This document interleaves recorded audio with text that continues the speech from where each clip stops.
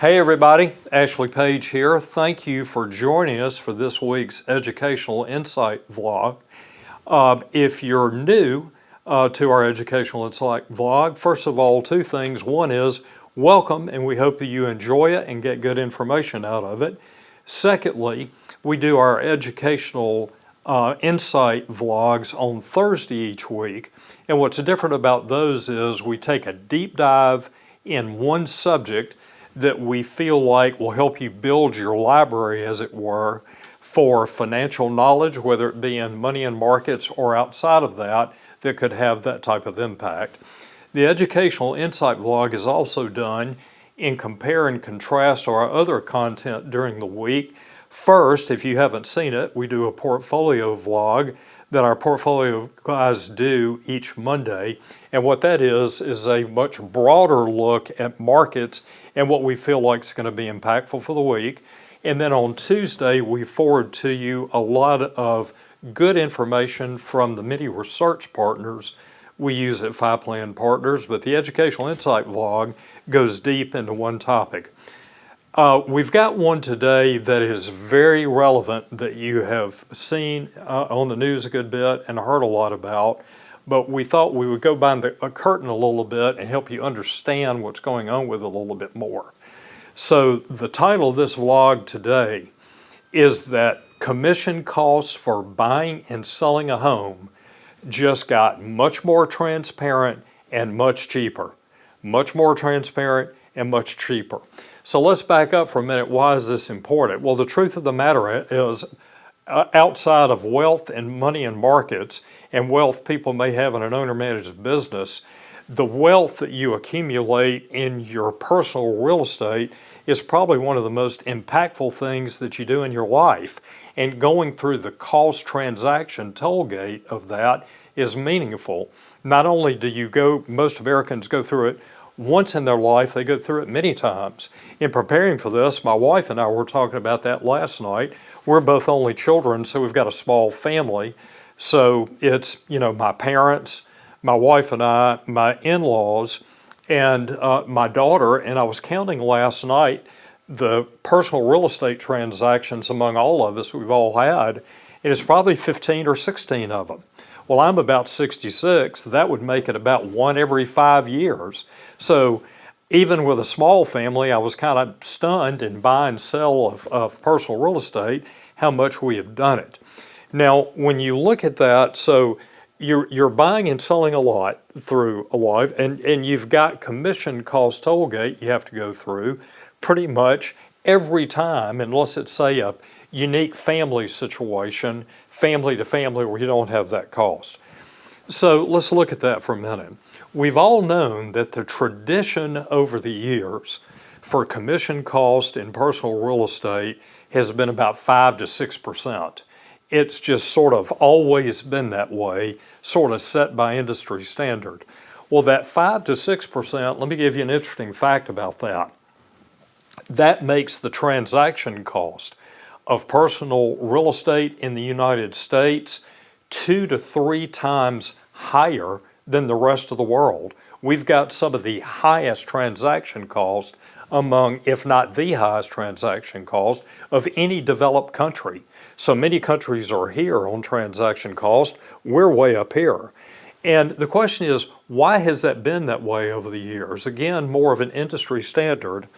The National Association of Realtors, large trade group in the United States, great group, nothing wrong with it, but they've sort of had that as an industry standard for many, many, many years. I know when my wife and I bought our first house, intellectually we knew that we could negotiate with a buyer or seller for less, but our worry always was that if we didn't go into that traditional industry standard, 5 to 6%, there'd kind of be a chilling effect on it. We may not get as many buyers or sellers in the transaction. Well, as technology has improved the ability for real estate buyers and sellers to get together, it was natural that a lot of consumer groups started to ask, this 5 to 6% range, why are we paying this all the time? And why is this common across the country? Shouldn't this be something we can negotiate?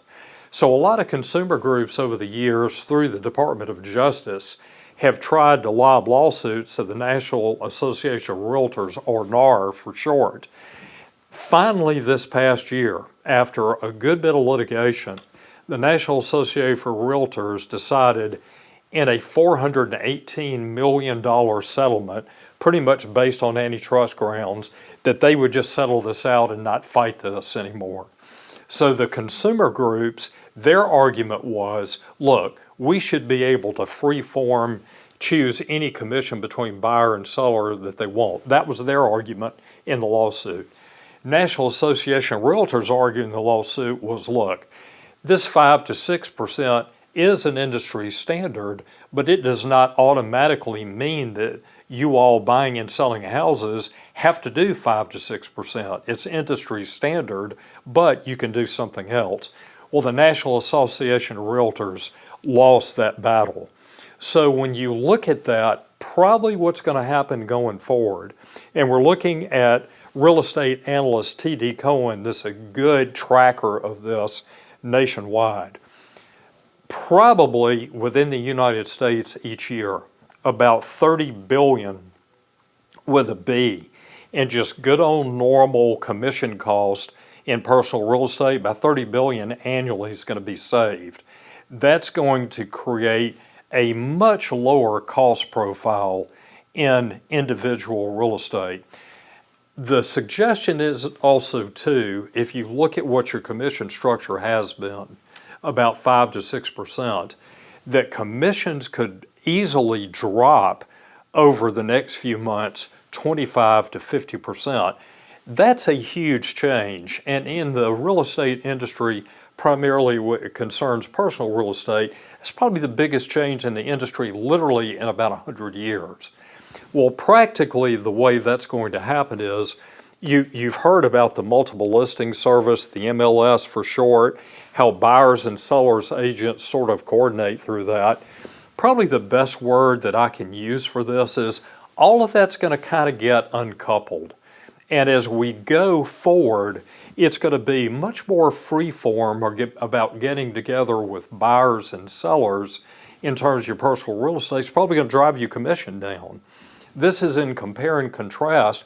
Commercial real estate has been much more open about negotiating commission structure for years. I know as a commercial real estate lender or as someone that has done some projects like that, it was much more negotiable between the owner of the commercial real estate and the seller. This industry standard has remained very dogged, very strong over the years in consumer real estate, and that is quickly changing. Those rules or the updated rules, went into place on August 17th. So this is a new change. Like anything else, it's going to be a little bit messy for a while in the execution, but what should smooth out is that your ability to build your net worth in your consumer real estate is better because your transaction cost will be lower. Once again, our call to action on this is if you have this situation, make sure that you engage our planning department here of Jason Hatley, Mark Hume, and Robert Moody, even if it's not what I'd call a heavy math exercise that a lot of people think probably they have to approach our planning area with. You don't. If you have something like this and you just need some good old-fashioned common sense advice, make sure you call us about that too. So we hope that this upcoming trend is helpful. It'd certainly be a lower cost profile across the board for everybody, I would think, in personal real estate. If you have any other questions on this, you can engage with us in any social media platform, or as we always like to say around here, we're good old-fashioned Southerners, so we love it when you call us on the landline or just come by to see us. We hope you have a great week. Thanks.